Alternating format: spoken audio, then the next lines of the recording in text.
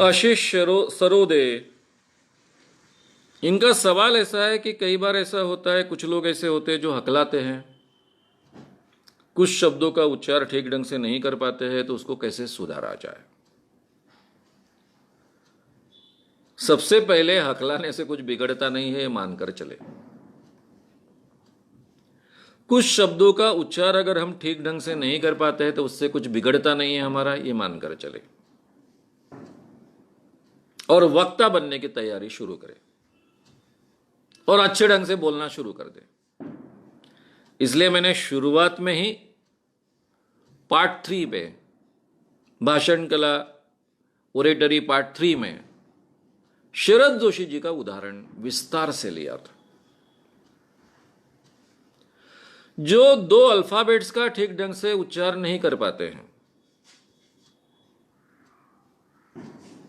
अब इसको आप हकलाना नहीं कहोगे, तोतरा कहोगे, तोतला। लेकिन इसके बावजूद वो बहुत प्रभावी वक्ता था। अब इतना अच्छा ज्ञान प्राप्त करने वाला, इतना अच्छा मेहनत करने वाला, यूनो जैसे संगठन में काम करने वाला व्यक्ति शरद जोशी, जो कॉलेज में प्राध्यापक भी रहे, क्या उन्होंने अपने उच्चार सुधारने के लिए प्रयास नहीं किया होगा? डेफिनेटली किया होगा। फिर भी आखिरी तक मैं उनको सुनते रहा, वो 2 अल्फाबेट्स ठीक ढंग से नहीं उच्चार पाते थे, लेकिन इसके बावजूद बहुत प्रभावी वक्ता वो बने। उन्होंने उस बात को छोड़ दिया, ध्यान ही नहीं दिया उसकी तरफ। जो होगा सो देखा जाएगा, लोग समझ लेंगे। तो ये तैयारी रखकर आप बोलना पहले शुरू करिए। हकलाते तो क्या बिगड़ता है? राजदीप सरदेसाई का नाम आपने सुना है, बहुत बड़े संपादक है, न्यूज रिपोर्टर है, कंपेयरिंग करने वाले हैं, डिस्कशंस कंडक्ट करते हैं, बड़े बड़े नेताओं के इंटरव्यूज लेते हैं, इंग्लिश चैनल में बड़ा नाम है। अभी भी इतने सालों बाद, 20-25 साल तो उनको हो गए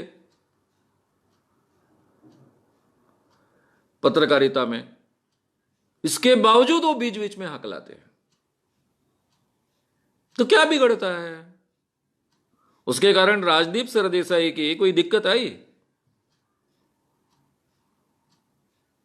अब इतना बड़ा पत्रकार, इतना बड़ा संपादक रह चुके हैं, चैनल के प्रमुख रह चुके हैं, आईबीएन के,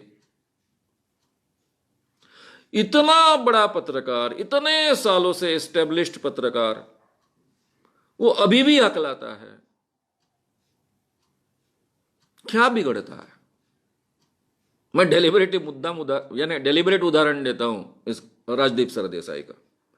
केवल राजदीप सरदेसाई नहीं, ऐसे 2-4 लोग हैं जो हकलाते हैं, फिर भी बहुत बेहतर काम करते हैं अपना। तो इसलिए ये जो आपकी दिक्कतें हैं, आपकी कुछ अड़चने हैं, उससे कुछ बिगड़ता नहीं। उसके तरफ ध्यान मत दीजिए, आगे बढ़िए, प्रयास करते रहिए, अच्छे उच्चार। अब उसके लिए कुछ, जिसको हम कहते हैं प्रैक्टिस सेशंस होते हैं, उसमें आपको कुछ स्पीच थेरेपी वाले लोग मदद कर सकते हैं। सम्मोहन जैसी प्रक्रिया का भी इसमें बहुत सुंदर उपयोग होता है, उसका उपयोग आप ले सकते हो, कर सकते हो, सुधार कर सकते हो। लेकिन यह तब संभव है जब आपकी इस विषय के बारे में एंजाइटी खत्म होगी। मुझे साइकोलॉजी का बहुत गहरा और अच्छा ज्ञान है। मैं हकलाऊंगा, ये जो मन में डर होता है, उसकी एंजाइटी होती है, मैं उच्चारण ठीक नहीं कर पाऊंगा, ये जो हमारी एंजाइटी होती है, डर होता है, उस कारण ये चीजें हम नहीं कर पाते। और वो डर ही काम करता है। इसलिए बोलना शुरू करो, गलतियां होती है होने दो, मैक्सिमम करेक्ट करने का प्रयास करते कर आगे बढ़ो। और कुछ गलतियां हमेशा कायम रही तो भी कुछ बिगड़ता नहीं, लोग उसके साथ में इजीली एडजस्ट हो जाते हैं।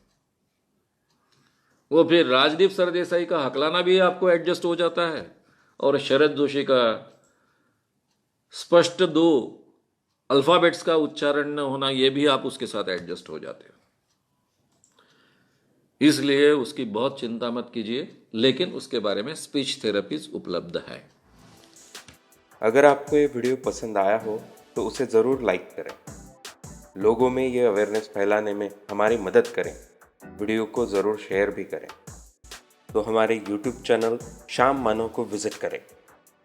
ऐसे सारे वीडियोस का आनंद लेने के लिए हमारे चैनल को सब्सक्राइब करें। उसके लिए सब्सक्राइब बटन दबाएं। नए वीडियोस का नोटिफिकेशन पाने के लिए बेल आइकन दबाएं।